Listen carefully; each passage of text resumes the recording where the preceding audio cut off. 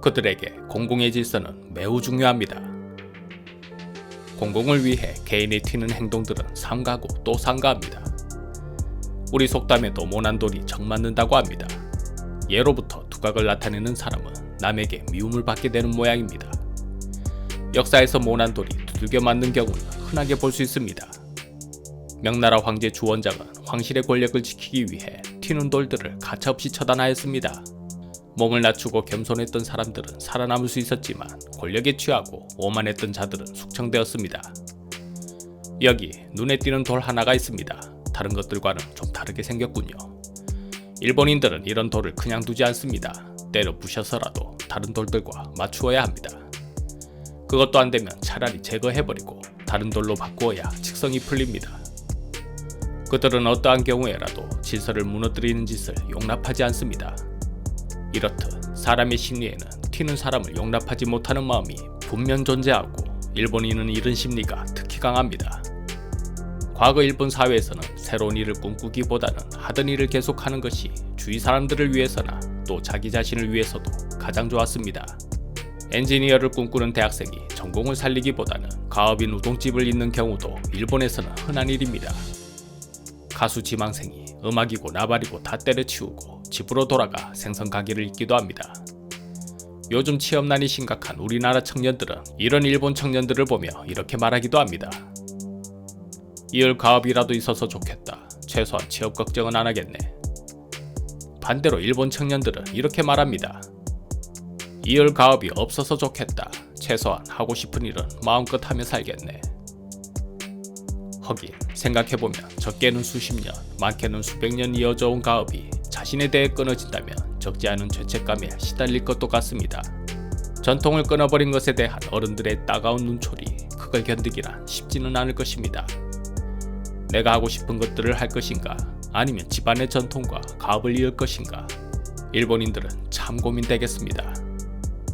그래서 그런지 일본에 가면 역사와 전통을 자랑하는 오래된 가게를 많이 볼 수 있습니다. 그 중에는 수백 년 이어온 가게도 많이 있습니다.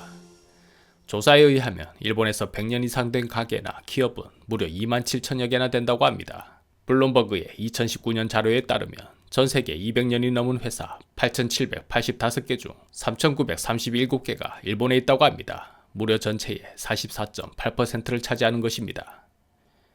이러니 일본에선 수십 년 정도의 가게는 명함도 내밀지 못합니다.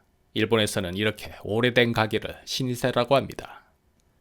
신이세를 운영하는 가게 주인은 자부심이 대단합니다. 이 젊은 친구는 대학 졸업 후 우동 가게를 운영하고 있군요. 할아버지가 만드는 우동을 아버지가 이었고 아버지가 이은 우동을 이제는 청년이 하고 있습니다. 가게뿐 아니라 기업도 마찬가지입니다. 일본에서는 1000년이 넘는 기업도 있습니다. 공고구미는 세계에서 가장 오래된 건축 기업으로 유명합니다. 이 기업은 비다스 텐노가 백제의 여러 장인을 받아들이고 쇼토쿠 태자가 시텐노지를 건축하게 하면서 593년에 완성하였습니다. 공고구미는 무려 1400년이 넘는 세월 동안 일본의 목조 건축물들을 건설하는 기업이었습니다. 우리 속담에 우물을 파도 한 우물을 파라는 말이 있습니다. 여러 가지 일을 동시에 하면 어느 것도 제대로 이루지 못하므로 한 가지 일에만 집중해야 성공할 수 있다고 합니다. 대대로 전통을 잇는 일본의 기업 문화는 한 우물을 파는 성격이 아주 강합니다. 그리고 수많은 세월로 이루어낸 독특한 전문성을 가지고 있습니다. 그 전문성으로 세월의 풍파를 이길 수 있었습니다.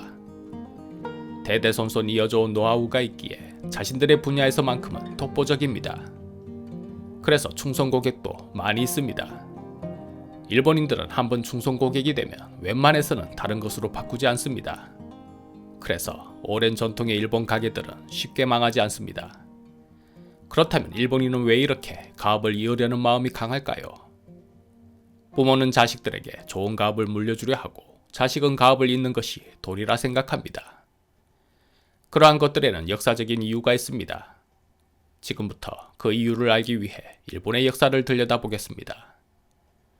수많은 세월 동안 한반도, 중국 대륙, 몽골 초원에서는 수많은 민족이 이해의 실타래를 잡고 서로 얽히고 설키며 살았습니다. 때론 싸우고, 때론 힘을 합하고, 때론 뒤통수도 치면서 말이지요. 그런 모진 세월을 견디며 성장을 하고 무너지기도 하고 또다시 일어나기도 했습니다. 그것이 아시아의 역사였습니다. 그런데 바다 건너 섬나라 일본은 이야기가 달랐습니다. 사면이 바다라 외적이 쳐들어올 일도 없었습니다. 기후도 좋지, 도토리나 열매 같은 먹을 것도 많지, 농사도 잘 되지, 안에서 싸우지만 않는다면 이보다 더 좋은 세상이 없을 것 같았습니다. 일본에는 여러 혈통이 건너와 어울려 살았습니다. 한반도, 남반계, 동남아시아, 시베리아계도 와서 살았습니다. 그렇게 일본에는 다양한 핏줄이 건너와 살았고 고대 국가가 만들어지고 일본이라는 특이한 울타리로 합해지면서 단일 문화로 융화되었습니다. 나라 자체가 천혜의 요새였기에 외적의 침략도 걱정 없었습니다. 우리는 온갖 강적들의 침략을 이겨내며 모진 세월을 견뎌냈는데 말입니다. 수나라 수백만 대군을 막으면 당나라가 왔고 심지어 세계 최강 몽골까지. 어휴. 1281년 그 강력한 몽골군이 고려군과 함께 일본으로 쳐들어갔을 때도 태풍이 2번이나 불어와 막았습니다. 일본은 이 태풍을 카미카제, 즉 신풍이라 불렀습니다. 자신들은 신이 지켜주는 민족이라며 자부하였습니다.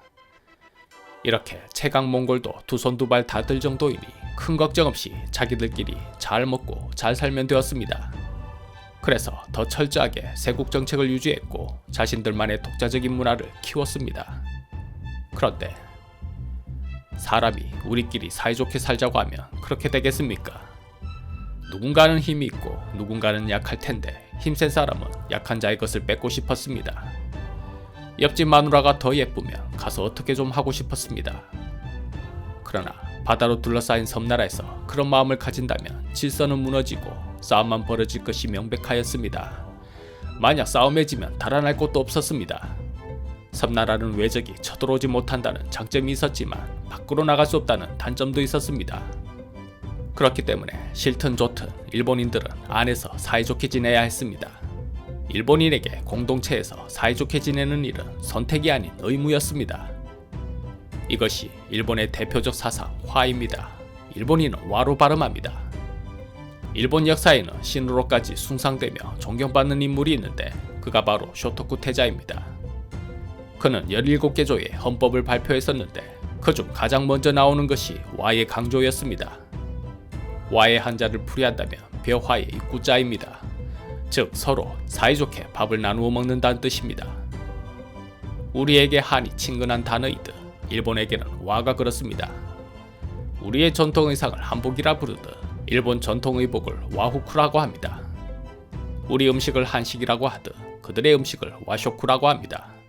우리 전통 과자를 한과라 부르듯 일본 사람들은 일본 과자를 와가시라고 합니다. 우리나라 사람에게 한 자체가 우리나라이듯 일본 사람에게 와는 그 자체가 일본입니다. 서로 사이좋게 밥을 나누어 먹는데 누군가 밥그릇을 뺏으려 한다면 와는 깨지게 됩니다. 오케스트라에서 각각의 악기들이 조화를 이루어야 비로소 훌륭한 음악을 연주할 수 있습니다.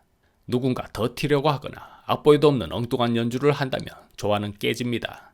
그래서 지휘자가 필요합니다. 일본 사회도 마찬가지였습니다. 와가 깨지지 않도록 하는 훌륭한 지휘자가 필요했습니다. 그 지휘자 역할을 일본에서는 덴노가 했습니다. 일본은 누구도 거역할 수 없는 신적인 존재를 만들어 섬겼는데 이것이 바로 덴노입니다. 덴노가 나서면 모든 것이 해결되었습니다. 야, 너희들 싸우지 말고 화해하도록 해. 하이! 너는 왜 일 안 하고 농땡이 부려? 내일 남아서 잔업해. 하이! 네 마누라가 무지하게 예쁘던데 내일 내 집에 와서 설거지 좀 하라고 그래. 설거지만 시킬 거죠.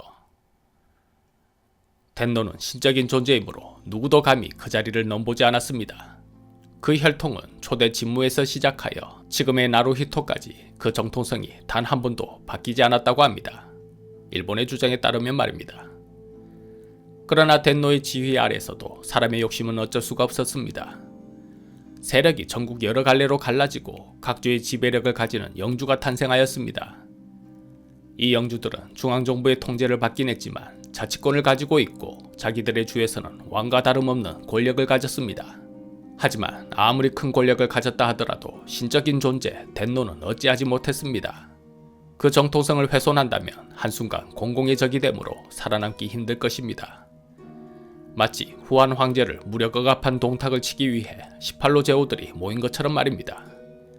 하여 덴노만큼은 건드리지 않았습니다. 대신 덴노는 허수아비로 두고 힘있는 자가 또 하나의 시세 정부를 만들어 다스리는 것입니다. 그렇게 일본 특유의 무사정권 막부가 탄생하였습니다. 막부의 리더는 쇼군이라 하였습니다. 힘의 불균형과 인간의 욕심 안에서도 덴노는 일본의 상징, 쇼군은 실질적 권력으로 존재하며 와의 규칙을 유지했습니다. 당연히 백성들도 와의 질서를 지켜야 했습니다. 오케스트라의 연주자들처럼 각자의 자리, 각자의 음정, 약속된 멜로디를 내어야 했습니다. 사회 구조가 깨지지 않도록 자신의 자리에서 묵묵히 욕심부리지 않고 악보대로 연주해야 했습니다. 그 자리를 벗어난다거나 다른 작업을 내는 사람이 있다면 나머지 구성원들은 그런 사람을 철저히 응징합니다. 오늘날 일본 사회의 이짐의 왕따라는 개념이 바로 여기서 나온 것이라 합니다. 서로의 위치에서 벗어나지 않고 튀지 않게 행동해야 하는 와사상. 천황은 천황의 일을 하고 귀족은 귀족의 일을, 백성은 백성의 일을 하되 남의 영역을 넘보지 않는 것이 가장 기본적인 규칙이었습니다. 지배층은 철저한 계급 사회를 만들어 이 규칙을 유지하려 했습니다.